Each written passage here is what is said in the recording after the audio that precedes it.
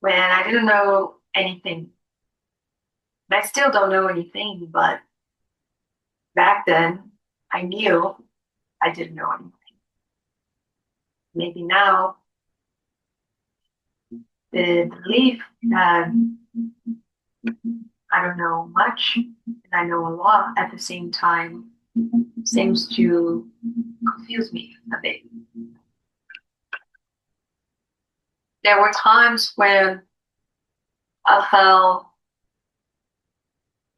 okay for not knowing enough, for not even having that thought, and many other thoughts because I wasn't really aware of thoughts.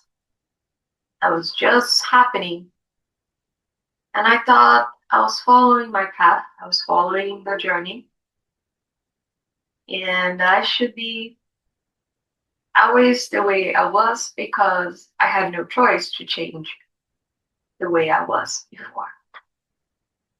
With that, there were ups and downs. I would say a lot of the times during the down moments, it wouldn't last that much. I would get back to feeling good again, but without particularly using effort, using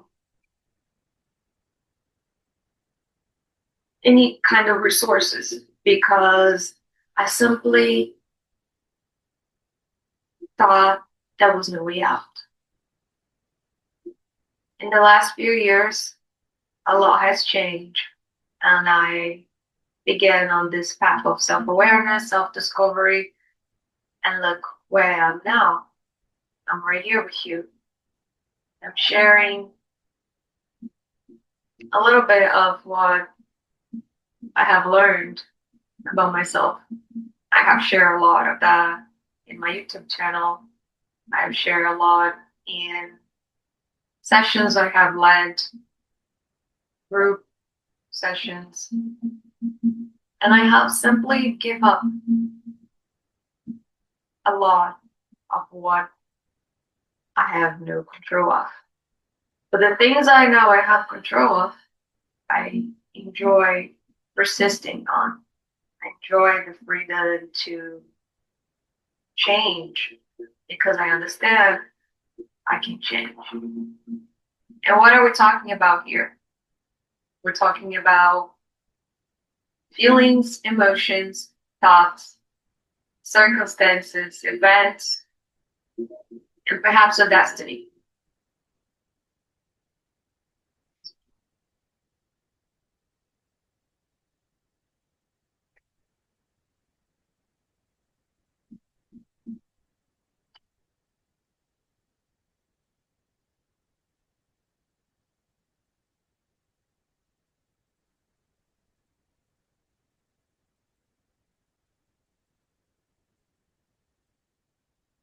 A destiny I have dreamed of since I was born.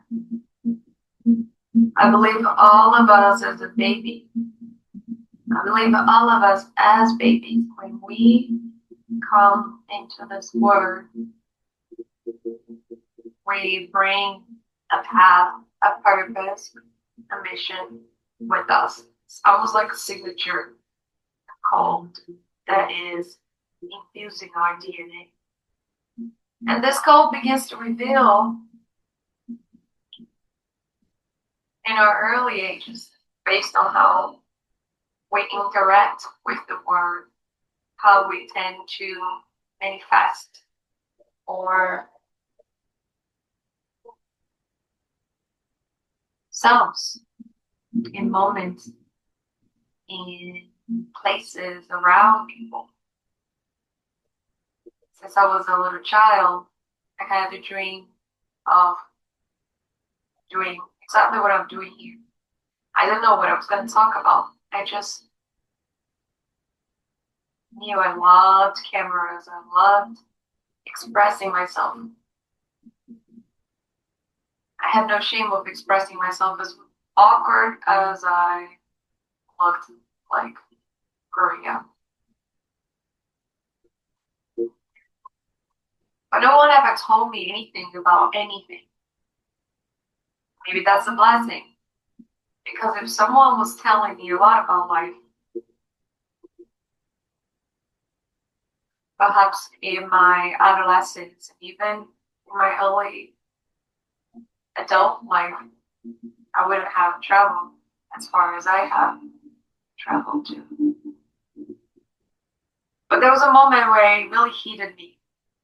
A moment where I felt completely lost and I saw no other way out but of searching truth. The more I kept asking, the more questions I had.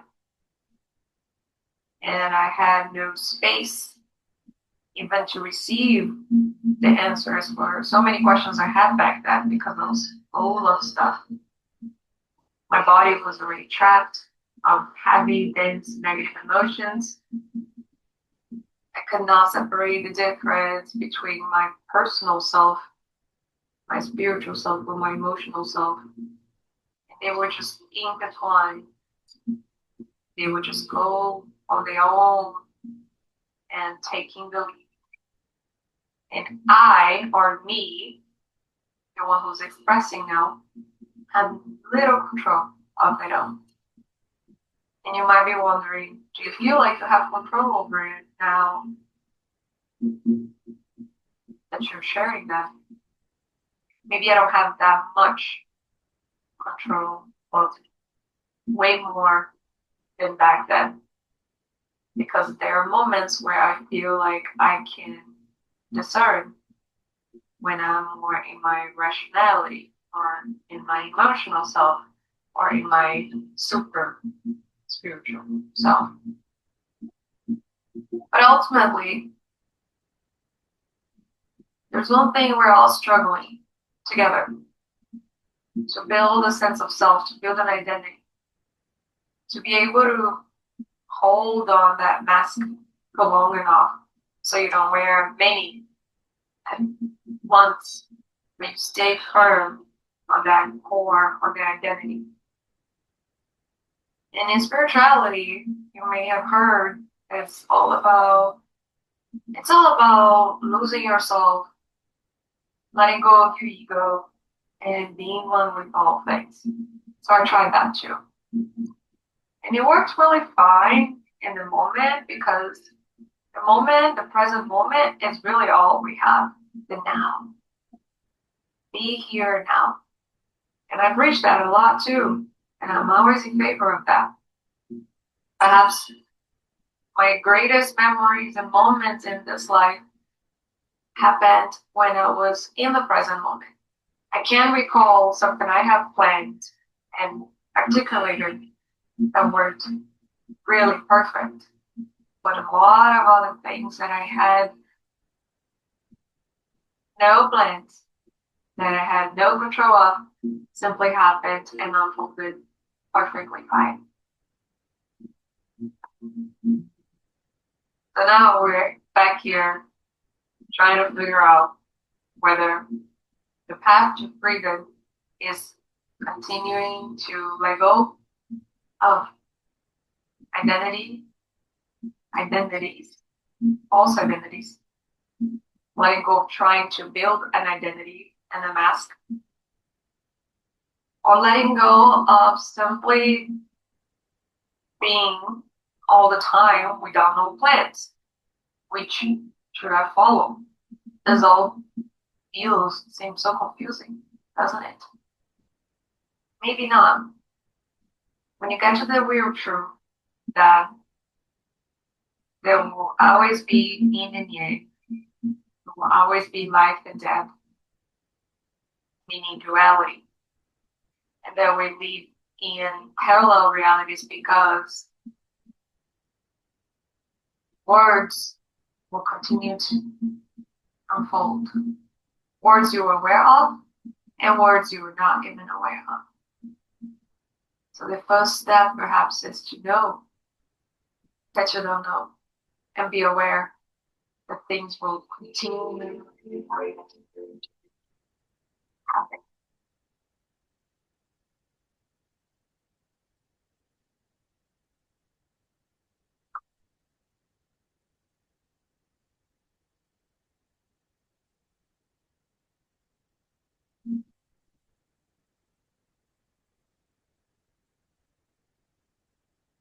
But I really wanted more, and I was not yet satisfied with everything that I was encountering, finding about myself. So I kept seeking, I kept trying, I kept figuring out new ways, new alternatives, new recipes, and they have all failed.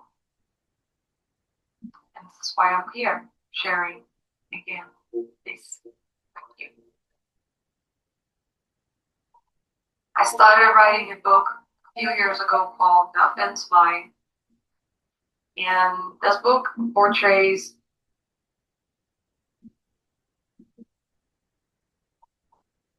my inner world, the experiences I was having, and when in a relationship with an entity that seemed to be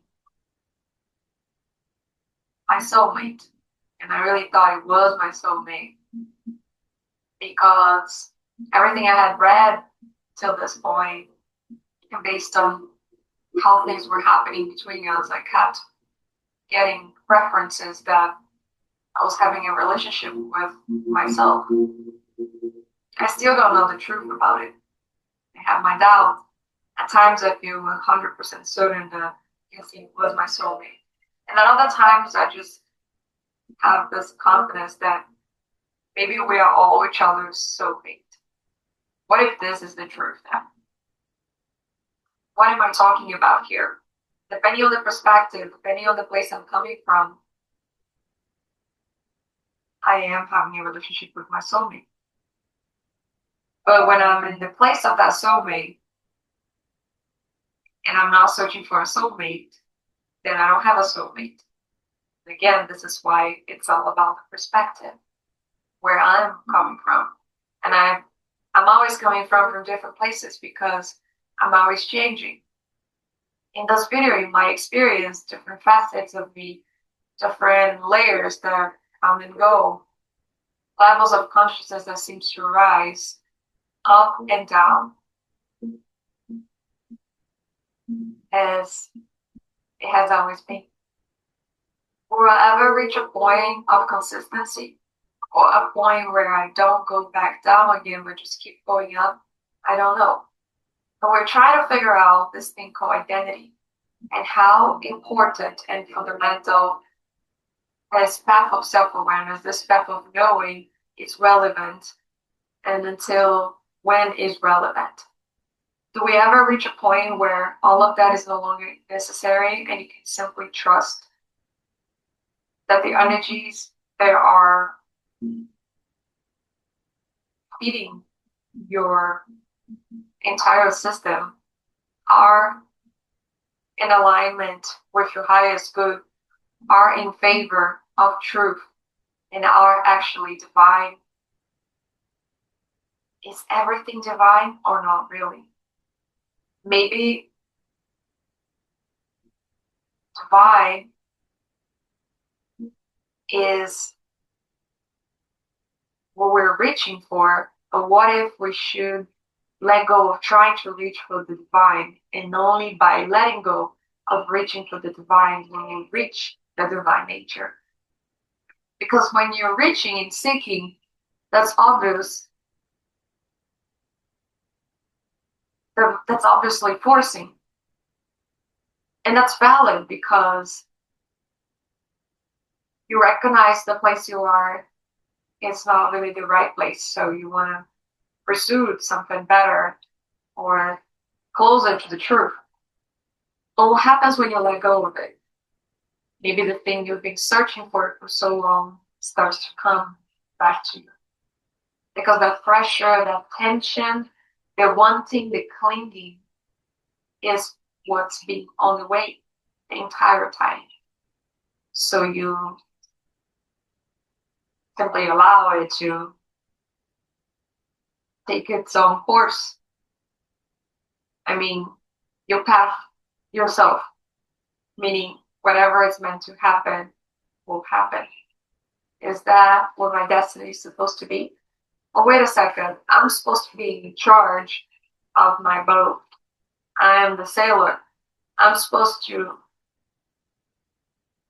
row to the place where I'm reaching. Because if I don't row this boat, the winds will just keep pulling me to all kinds of places and I won't end up getting nowhere. Well, this is another quest of duality. Which way should I go? Maybe both are happening simultaneously. And yes, there are times when you just let go of control and you just trust on your own flow. And there are moments where you are coming from a place of I have control over my life and I can redirect where the boat is going because I don't like the direction that it's taking. But now that I like the direction where it's taking, I can let go of the wheels and trust that the wind carry me towards the right place. Is that easy? Is that term or analogy easier a little bit to understand? And if yes, how can we start living here from a place of embodiment, not separation and disassociation? Because it's easy to say, I'm feeling better because I'm not feeling anything. But what if feeling better actually means I'm feeling it all? And this is why I'm feeling better. Because I can feel what I'm feeling as opposed to not feel what I'm feeling and be disconnected from myself and be separated. Because ultimately you'll come back to that place where you left off. You know, medicines, medications, tools we use to feel better can be very helpful to move us from one point to the other. But if we're not healing, if we're not fixing the place that where you're coming from, where you're feeling broken, you will put that part of you aside for a little moment for some time and move on with your things. And ultimately you'll come back to it just to realize you're worse or that what you thought was working for you didn't really work. Or worse, worked against you because it disconnected you from yourself, but it brought you a little further from your true nature. But ultimately, we're here trying to figure out whether, again, this battle of self-awareness is relevant to you. In a sense, yes, but there comes a moment where you give up of it. You give up on more knowledge because the amount of knowledge and self-knowledge you accumulate about yourself can also prevent you from living your biggest dreams. How many things have you been dreaming of, but because you have so much self-awareness, you don't want to go for it? How many places you've been wanting to go, but you think, oh, because I know myself, if I go to this place, I would end up doing this because in this place I tend to so and so, when you're analyzing so much and you're at that place of overthinking, overwhelming, where literally nothing seems to make sense. All the options, alternatives you have for yourself, you look at one by one, and there's just so much judgment around all those possibilities. Let's look at option A. Well, option A seems very attracting because I've dreamed of doing this.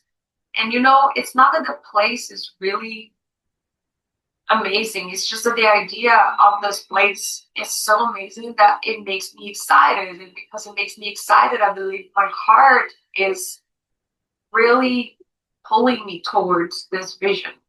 But what else about this? Well, I've always dreamed of a family and make this place is great. I have great hope that this is a place where I can start a family. But why not exactly where I am? Well, because the people in this place tend to act like this and that, and I don't feel like I could build a family with someone I would meet in this particular place. Again, your mind is just so fascinated with all these ideas you have about yourself and life, and it's firm on its beliefs. And when you're not firm to these beliefs that you've been creating about yourself, it will disconnect you from people. I have seen myself disconnecting from so many relationships, and I have called divine intervention, deliverance. And maybe some of them were, yes, that's true. But some of them I was misled by myself believing that it was the best thing to me. When, you know, what if I had what if I had faith back then that things would simply shift around and that person would start to show up as they truly are, not as I was thinking, not based on what I was thinking of them. What if there was something they were just waiting to do for me? And because I had so many expectations of what they could do for me, because they were not doing enough, I was like, I'm wasting my time and energy. Let me release this person. This is God releasing this person from my path. Have you been there? I know what I'm talking about. And what if the quest is whether you should expect something from them versus not expecting anything at all and just be giving and just learn how to love everyone, everything. If we want to learn how to love, we must embrace every attempt of love life has been putting you in our way. And what I mean by attempt of love is like when you don't love someone at first sight, there's hope, there's opportunities there. There are things that might still happen that will bring you a little closer towards that person. That will bring you, that will help you to see them for who they are, not for the facets, the mask that they are also projecting and trying to figure out, just like you, to let go of. We understand that the deepest self is the same, do we? And this is why there are moments people connect more than others. I believe the best connections I've had in my life was at moments where I wasn't wearing a mask, I wasn't having expectations, judging the other person, and I could simply be with them just because they were, because I was. For that, we were loved, we were in love. But in moments where I was wearing masks, where I was trying to protect myself, when they were too trying to protect themselves, we couldn't really dance.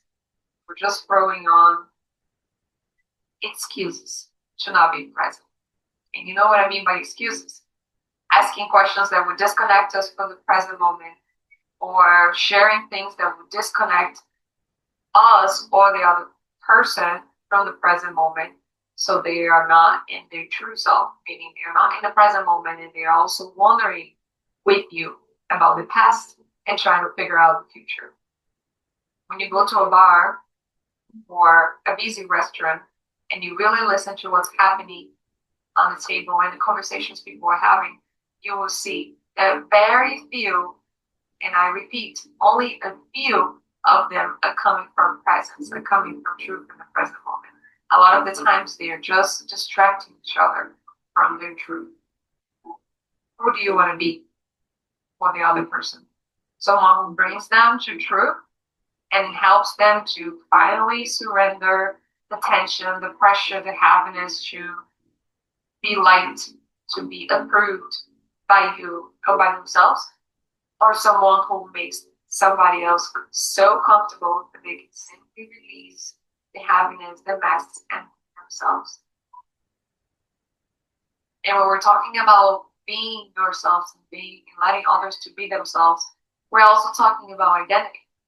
Because if you came this far on this path of self-awareness and you have, just like me, figure out so much about yourself that now you don't know what path to take on, that means you'll have to let go of the excuses and all your assumptions and interpretations about who you are, including your failures and your victories, or your weakness and your strength. You have to take the path of the least resistance, but in favor to the flow of, let it be just as it is. Of course, you're not going to choose anything randomly. You would choose something you feel scared of, because this thing that you're so scared of might teach you so much and might finally bring you closer to your biggest vision.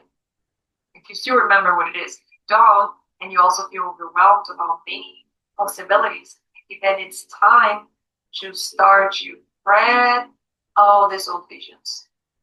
Oh, I wanted to be a scientist because dad told me that if I became a scientist, I would be more respected, and society would see me as someone with authority, or you know, all these possibilities you have ultimately are tied to hidden desires, hidden excuses, and hidden possibilities. So we're left on the quest of where, why, and what. It's always about the five devils. And that's interesting because we learned that growing up. Who, what, where, why. Maybe I missed one. But yeah, let's start with who. Who are you? Who are they? Who do I want to be surrounded of? Who did this to me? Who did that to you? Who is going to help me the most to get to whatever place? And then we come to the what. What do I really want? What do I need? What has worked for me? What is going to work best for me? And then you come to the where. Where should I go? Where should I do this? Where should I have been this entire time? Where am I now? Where am I going? Where are they? Where is she or him? And then we come to why. Why do I want this? Why do I want that? Why do I believe in this so strong? Where did that come from? Why me? Why not? Perhaps this is the greatest question you can use the why for, instead of overthinking about all these W's that I've just asked. And again, they are kind of specific, but a lot of the times when you are in a place of confusion and overwhelming, you don't really know what you're asking yourself. So you just fill your mind with questions that you don't give enough space to listen to the right answers. And then we go to what we've done, why, what, where, who. What else? I think that's about it. What, where, why, who.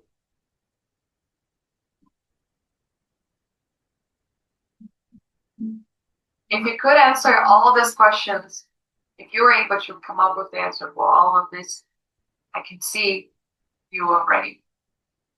But not many of us will answer the right question for all of this. We can throw words and form words and sentences pretty quickly, just for the sake of time. And even in a therapy session, an individual session, or among other friends, when you hear these questions, you're able to answer them.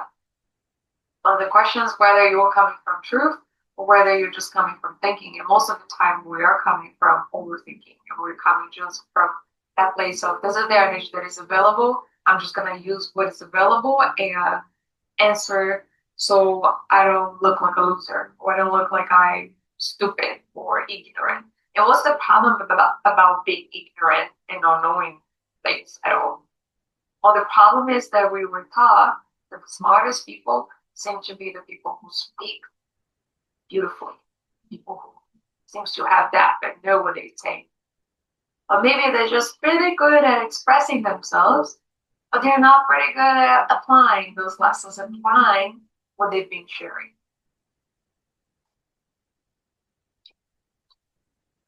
And I'm here to tell you there's nothing wrong with that as long as you keep trying. As long as you understand that instead of using all the W's that we just mentioned, that we just listed, you just need a couple of them to make a decision. You just need a couple of them to unite your rational and your emotion. After all, full confidence comes from union, comes from having your right brain and your left brain communicating well. So when they're in communication, your mind is just projecting confidence, this deep confidence that radiates, emanates to your highest good.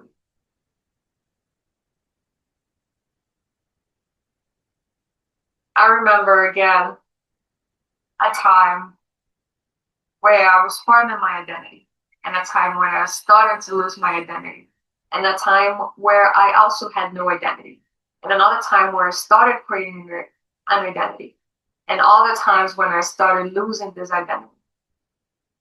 And where am I now with my identity? Well, I give up of trying to make things up and making myself look a little bit like this, or try to look a little bit like that person or that character I've seen in a movie once. Because there's no way for me to hide the truth anymore. Power comes from truth. Your truth is the real power. And you become ultimately what you repeatedly do. So if you're someone who tends to give up easy on things, if you're someone who has no faith and confidence about yourself, and you just keep postponing, of course you're going to become a procrastinator. So the only way to get out of the identity that has been trapping you, and ultimately you will attract people similar to you.